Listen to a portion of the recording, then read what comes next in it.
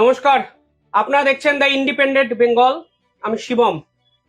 প্রথম মন্ত্রিসভার বৈঠকে আজকে দুটো রীতিমতো বড় পদক্ষেপ বিজেপির নতুন সরকারের পক্ষ থেকে নেওয়া হয়েছে।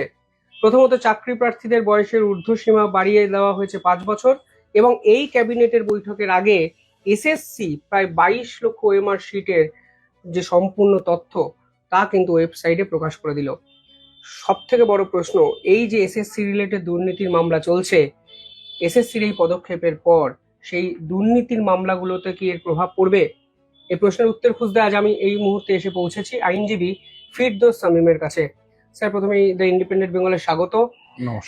কালকে এসএসসির এই পদক্ষেপ আপনাকে কি চমকে দিয়েছে? মানে দিনের পর দিন যারা কোর্টে দাবি করেছে তাদের কাছে এই ওএমআর শিট নেই, তারা অযোগ্য যোগ্যর বিভাজন করতে পারছে না, তারা সম্পূর্ণ ওয়েবসাইটের তালিকা কালকে প্রকাশ তো করে দিল। ফলে এইটা আপনাকে কি চমকে দিয়েছে, এবং এর পরবর্তী পদক্ষেপ কি হতে পারে? না, একদমই চমকে দেয়নি। রাদার মানে এর আগের সরকার যখন প্রকাশ করতো না তখন আমাকে প্রতিদিন চমকে দিত। তার কারণ কি? তার কারণ দেখুন, আমি কতগুলো তথ্য দিই আপনাদের। যদিও এর আগে আমি দিয়েছি এই তথ্যগুলো, অনেক আবার স্মরণ করিয়ে দিতে চাইছি। সিদ্ধার্থ মজুমদার তিনি সুপ্রিম কোর্টের সামনে তিনি নিজে এফিডেভিট করে কি বলেছিলেন, যে এই যে অরিজিনাল ওএমআর শিট গুলো ডিস্ট্রয় করার পূর্বে তার স্ক্যান কপি রেখে দেওয়া হয়েছিল। দেখছেন আপনি, আমি একটি এভিডেভিডের একটি প্যারাগ্রাফের শেষ লাইনটি পড়ছি। The same was to be destroyed after scanning in digital form and creating mirror image. এই যেটাই মিরর ইমেজ বলেন, এই যে মিরর ইমেজটা এসএসসির দপ্তরে, আমি গোটা এভিডেভিডটা পড়ছি না সময়ের স্বল্পতার জন্য, এসএসসির দপ্তরে এই অরিজিনাল ওএমআর শিট গুলো স্ক্যান করা হয়েছিল এবং তার মিরর ইমেজ গুলো রাখা হয়েছিল। এবং এটা যে রাখা হয়েছিল এটা প্রমাণ করার জন্য আমরা কি করেছিলাম, কিন্তু এসে আদালতে এসে বলতো ওদের কাছে কোনো ইমেজ নেই। এটা বারবার এসে বলতো, বারবার আদালত জিজ্ঞাসা করতো যে তোমার কাছে অরিজিনাল কোনো ওএমআর শিট আছে, কোনো অরিজিনাল ওএমআর শিট বা তার স্ক্যান ইমেজ? বলতো না, নেই। আমরা এই এই চালাকিটা ধরার জন্য বেসিক্যালি এই যে নাসরিন খাতুন, শেতাব, এদের দিয়ে সব এভিডেভিট, সব আরটিআই অ্যাপ্লিকেশন করিয়েছিলাম। সেই আরটিআই অ্যাপ্লিকেশনের জবাবে 2023 সালে 12/10/2023 নাসরিনকে জবাবে বলছে, with reference to appeal petition dated nil received on such and such date in respect of first SRST 2016 for classes 9-10 under RTI Act 2005 as per data stored in commission database, I am to supply the following information as shot by you বলে এই OMR শিটের copy, এই দেখুন 12/10/2023 এই জবাব, RTI এর জবাব, আর তার এই কপি মিরর ইমেজ, তার জাস্ট নেক্সট পেজে এই দেখুন এই আরটিআই রিপ্লাই, আর এই দেখুন তার কপি নাসরিনকে দিয়েছিল, একইভাবে সেতাবকে দিয়েছিল। তাহলে 12/10/2023 তুমি আরটিআই রিপ্লাই করে বলছো কমিশনের ডাটাবেস থেকে তোমাকে এই মিরর ইমেজ দিচ্ছি, অথচ কোর্টে এসে বলতো যে না, আমাদের কোনো ইমেজ নেই। আমরা এই সমস্ত তথ্য আদালতের সামনে তুলে ধরেছিল। আদালত তখন কোর্টে এসে ওরা আবার এটার সাপেক্ষে যুক্তি দিল, বললো না, সিবিআই যে 3টে হার্ড ডিস্ক উদ্ধার করেছে পঙ্কজ বংশলের বাড়ি থেকে, সেখান থেকে যে ডাটাগুলো পেয়েছিলাম সেই ডাটাগুলোই আমরা সাপ্লাই করেছিলাম এই নাসরিনকে, সেদাবকে। আমরা বারবার বলেছি যে ওটাই অরিজিনাল ওএমআর শিট। নাসরিন বলেছে, সেতাব বলেছে, আমরা যারা মামলাকারী তারা প্রত্যেকেই বলেছি। কিন্তু সেই সময় দাঁড়িয়ে না এসএসসির পক্ষ থেকে দায়িত্ব নেওয়া হয়েছে, না রাজ্য সরকারের পক্ষ থেকে দায়িত্ব নেওয়া হয়েছে। ইভেন আমি বলতে বাধ্য হচ্ছি, ইভেন যারা এই যে ধরুন নিজেদের আনটেন্টেড বলছেন বা নট স্পেসিফিক্যালি টেন্টেড বলছেন, তারাও উদ্দাক্ত কণ্ঠে এসে বলেননি যে ওই ওএমআর শিটটি আমার। আর তখন ওইসব তো সরকার, এসএসসি, টেন্টেড আনটেন্টেড সব মিলে জুড়ে গেছিল, সব জগাখিচুড়ি হয়ে গেছিল। জগাখিচুড়ি হয়ে যাওয়ার জন্য যেই টেন্টেডদের উকিল সেই দেখছে এসএসসির উকিল, সব জগাখিচুড়ি হয়ে গেল। দিয়ে ওর যে ওএমআর শিটটা, ওটা মিরর ইমেজ, ওটা যে অরিজিনাল, এটা কেউ স্বীকার করলো না। আজকে সব সাধু সাজছে, আজকে সব যেই তৃণমূল সরকার চলে থেকে সব সাধু হয়ে গেছে। অথচ দেখবেন আগে কেউ টেন্টেড এর হয়ে দাঁড়িয়েছে যে উকিল, সেই আবার এসএসসির হয়ে দাঁড়িয়েছে, যে সব জগাখিচুড়ি পাকিয়ে দিয়েছে।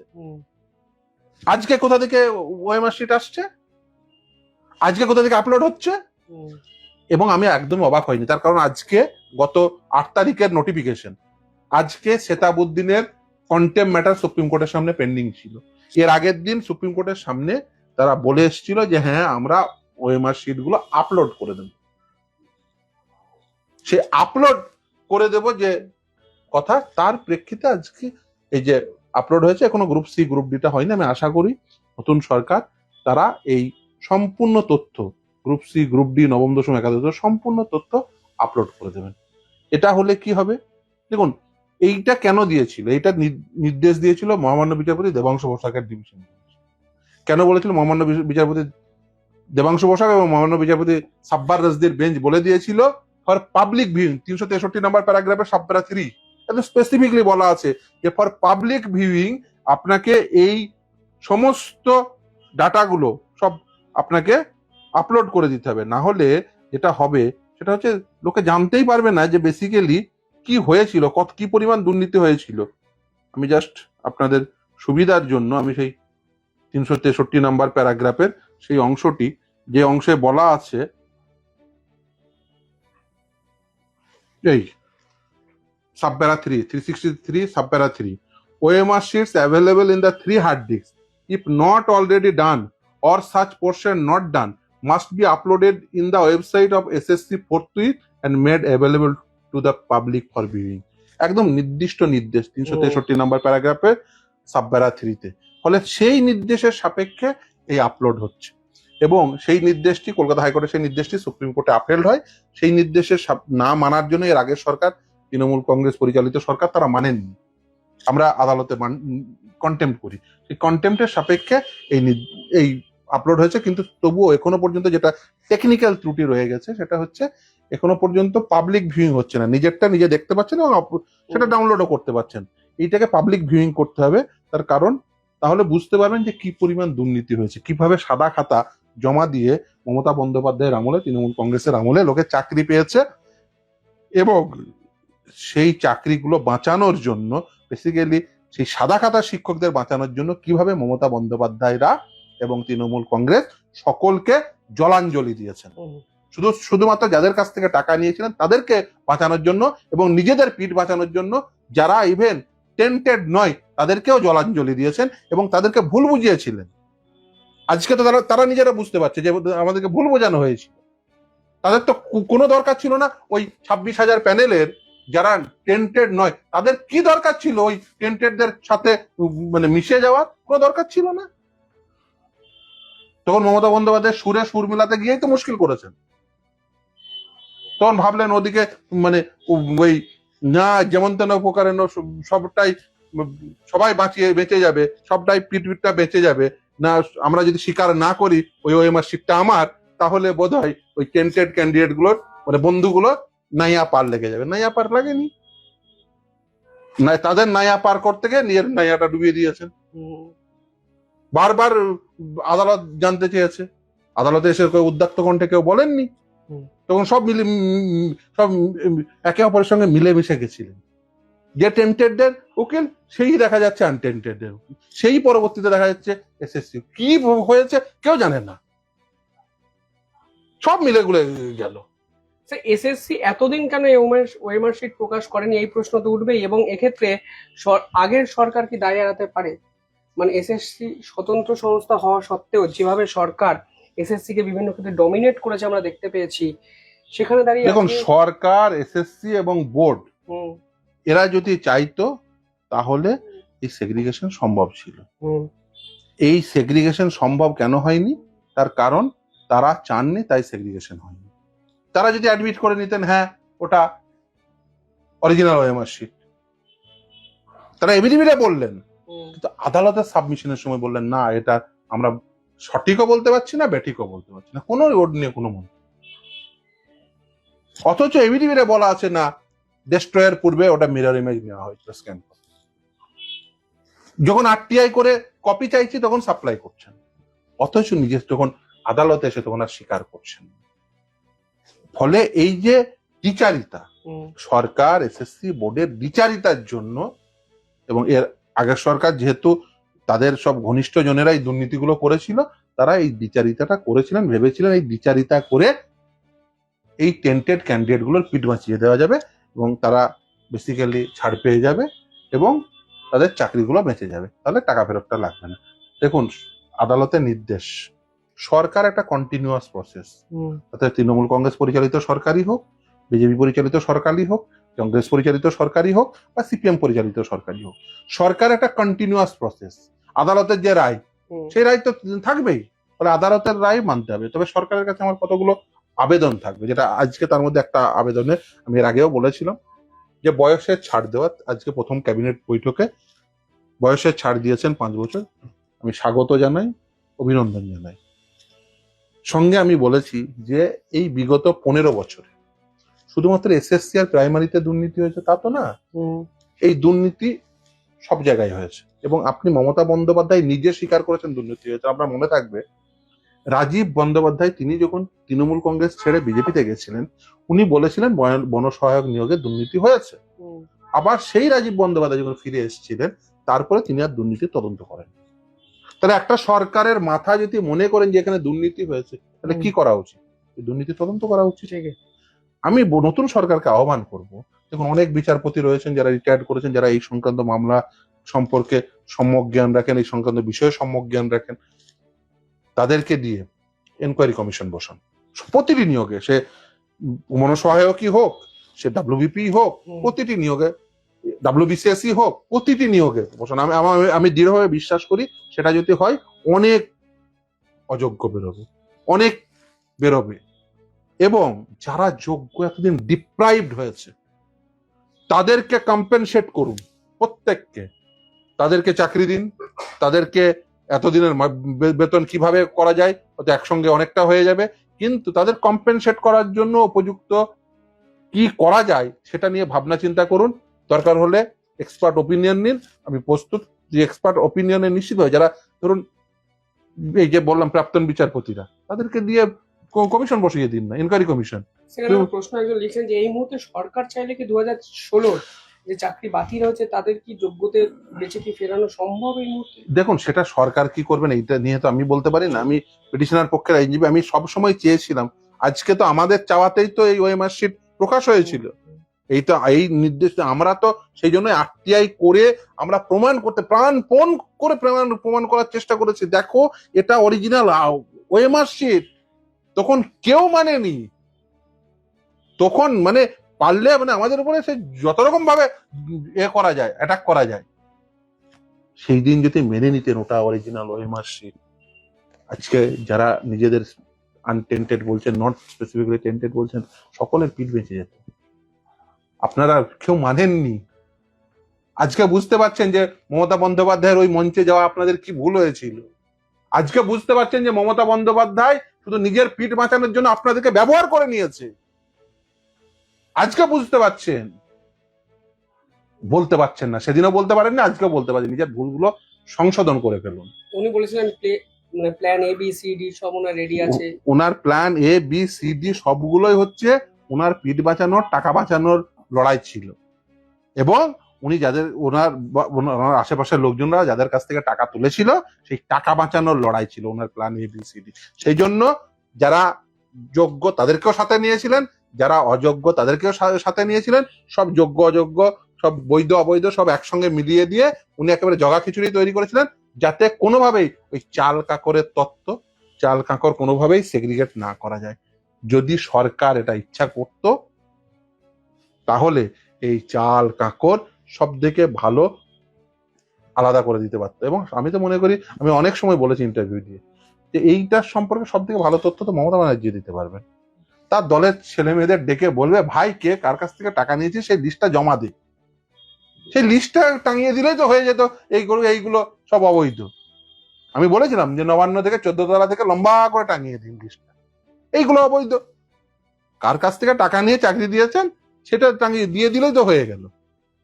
এই যে ধরুন, আমি দৃঢ়ভাবে বিশ্বাস করি সরকার, এসএসসি এবং বোর্ড, এই মিলিত সংস্থাগুলো যদি একসঙ্গে একভাবে কাজ করত, এবং এই আর্টিকেল 12 অথরিটিগুলো প্রত্যেকেই জানেন কিভাবে দুর্নীতি হয়েছে, এবং আমি মনে করি যদি সঠিকভাবে তদন্ত হয় তাহলে আরো অনেকে ধরা পড়বে, যেটুকু ধরা পড়েছে এটা হিমশৈলের চূড়া মাত্র।